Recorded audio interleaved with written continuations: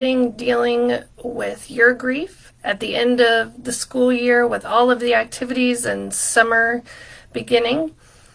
If that's you, join today's training to learn why taking action now, even during all the craziness of all these social activities, is essential. Hello, I'm so happy that all of you are here. I'm Dr. Annette Athey, a grief specialist and a child development expert. I've been working with children and families for over 20 years.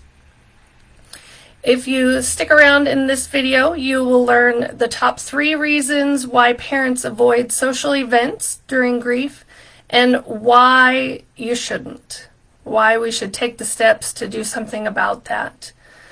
Plus, if you stick around, if you comment #freeze, you will unlock a free 15-minute grief to healing clarification call with me this week.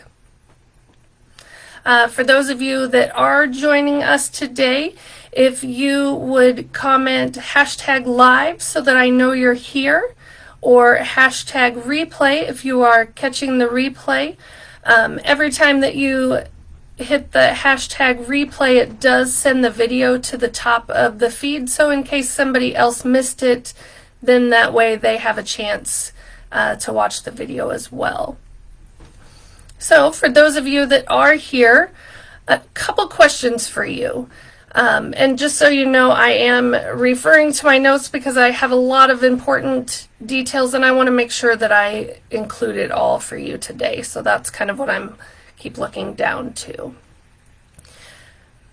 Are you avoiding social gatherings?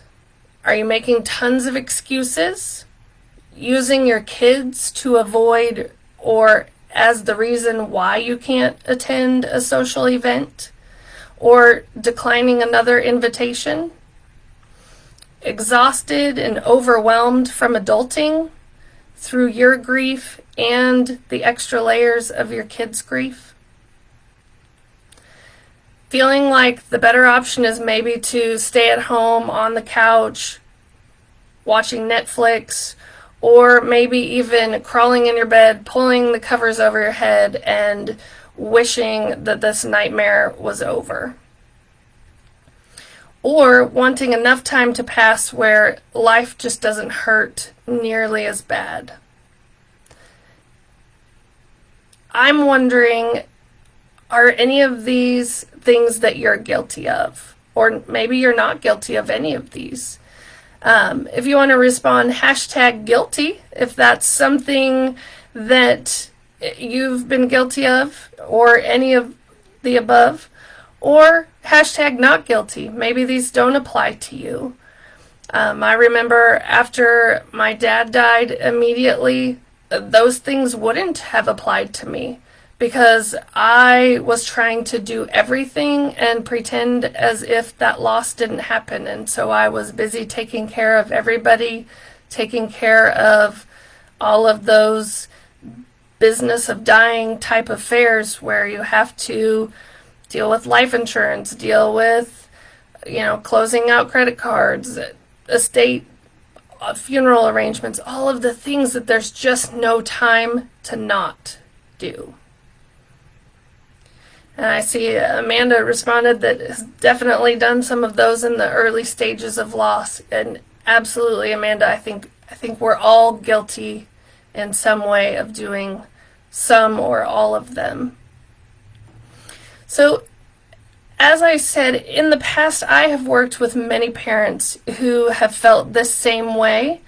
And like I mentioned, I have had those similar experiences in my own grief journeys with the variety of losses that I have experienced. But I wanted today to share with you a story of one of the clients that I've worked with in the past. And I've changed any identifying information or details, and so we're going to call her Betty. And Betty was married and had 3 beautiful kids. She had been married for 15 years. They had lots of long-standing family traditions, lots of memories, things that they did for every holiday. They had special things that they did at the end of the school year to celebrate another school year over. And suddenly and unexpectedly, her husband passed away. And Betty was left to not only deal with the affairs after losing her husband, but her own grief as well as her kids' grief.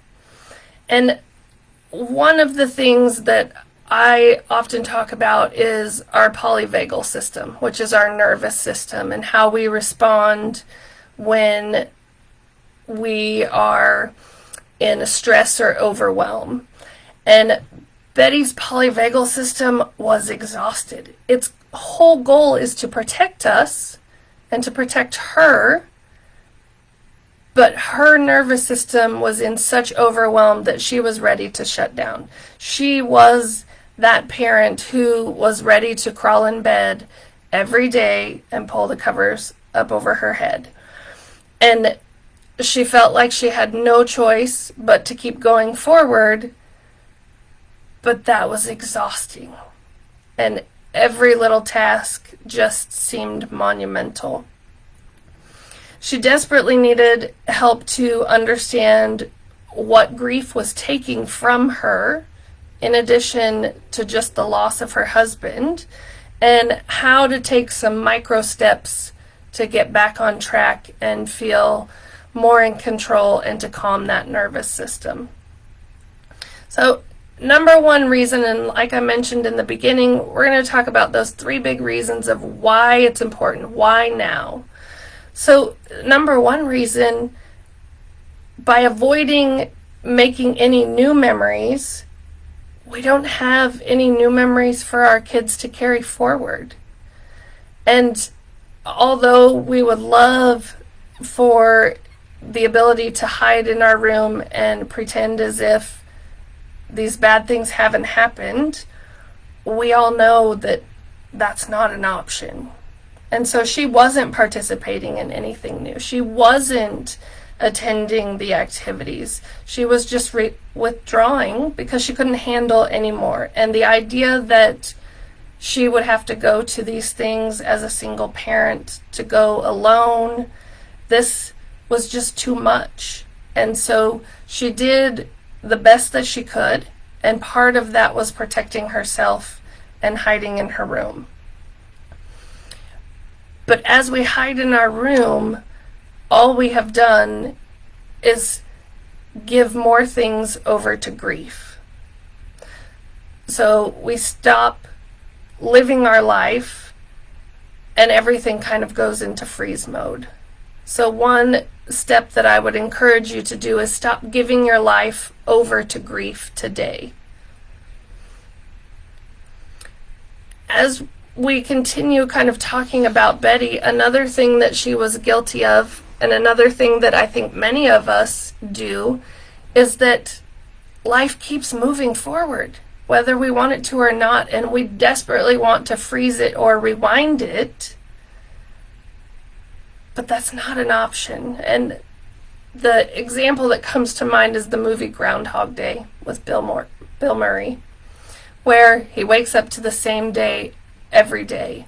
And I think for a lot of us as parents, or for those of us that maybe have lost a child, it feels like we're waking up to the same nightmare every day, wishing it would be different, wishing that we could have a different life, a different outcome, wishing that we could rewind it by one day.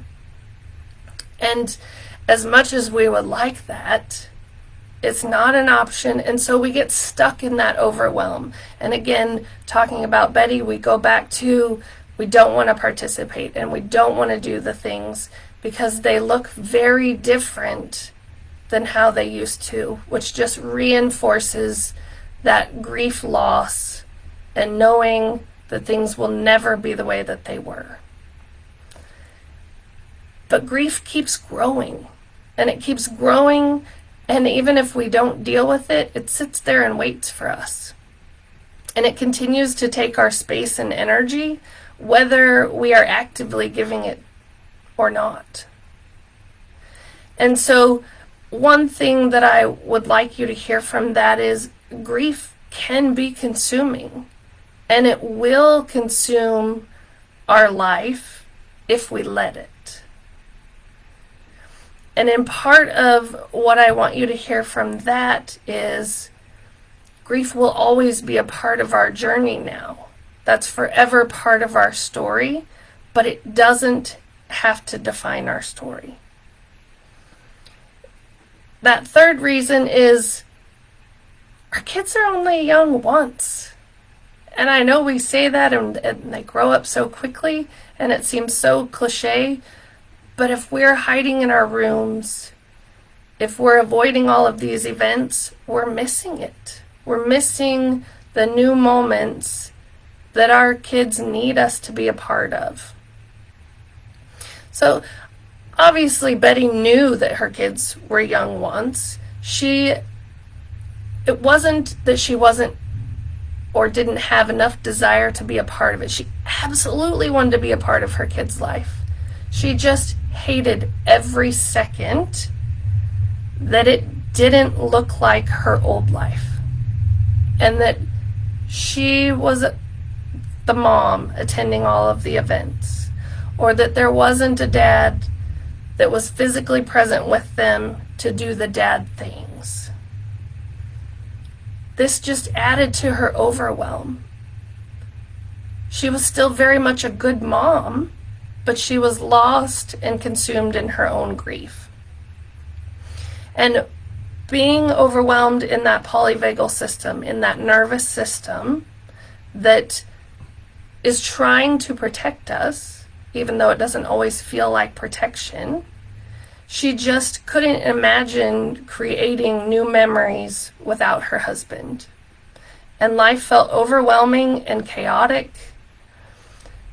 And she couldn't identify what that next step was, or where to go, or even that little tiny micro step. That micro step of movement forward. And in my signature grief system that I have created in working with all of you is I was able to help Betty learn how to take those micro or baby steps to ground herself in her grief, where grief was no longer driving the bus, but that Betty was back and in control and able to calm her nervous system that allowed her to want to create those new memories and move forward knowing it was going to look very different. The overall lesson that I want all of you to hear today is that grief has forever changed us. It's not something we asked for. It's not something we chose. It just happens when we lose someone we love. And the choice comes that now we can either decide if we let this grief be our whole story, or if we reclaim our life and let grief only be a part of our story. And again, I think that's so important, and I'm going to say that one more time, just so those of you who may need that extra reminder that grief doesn't have to be our whole story. It can just be a chapter in our book, knowing that grief has forever changed those pages on the book. That story will look very different than what we initially planned it to look like. But it doesn't have to be the entire story. If you are tired and done being frozen or avoiding all of those social events, I know many of you here, we have graduating seniors this year. Many of us have end of the year school activities. Spring sports are happening. All of those things let's not let one more day continue lost and overwhelmed in that grief. And if you are struggling, not knowing what that next step should be for you or how to figure out that micro step, I want you to comment #freeze if you are ready to take the next step in your child's grief journey, and join me in a free 15-minute grief to healing clarification call. And in this call, I will give you the number one step that you can take in your household that will have the biggest impact that you can do this week to make a difference in that grief to healing journey for you and your children.